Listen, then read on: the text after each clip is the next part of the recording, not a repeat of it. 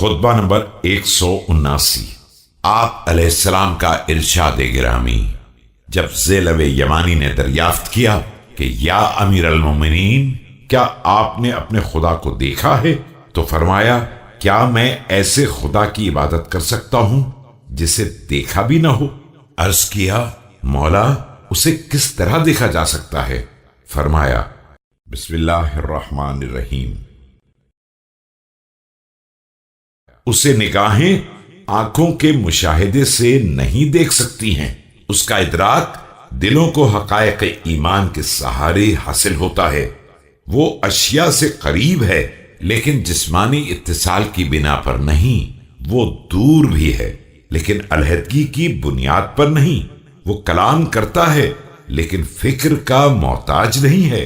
और वो इरादा करता है, लेकिन सोचने की जरूरत नहीं रखता।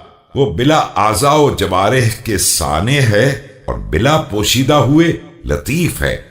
ऐसा बड़ा है जो छोटों पर जुल्म नहीं करता है, और ऐसा बसीर है जिसके पास हवास नहीं है और उसकी रहमत में दिल की नरमी शामिल नहीं है। तमाम चेहरे उसकी अजमत के सामने जलील ख्वार हैं और तमाम कुलूब उसके खौफ से लरज रहे हैं। Eyes do not see him face to face, but hearts perceive him through the realities of belief. He is near to things but not physically contiguous. He is far from them but not physically separate. He is a speaker, but not with reflection. He intends, but not with preparation. He molds, but not with the assistance of limbs. He is subtle but cannot be attributed with being concealed. He is great but cannot be attributed with haughtiness. He sees but cannot be attributed with the sense of sight.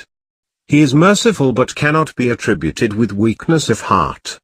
Faces feel low before his greatness and hearts tremble out of fear of him.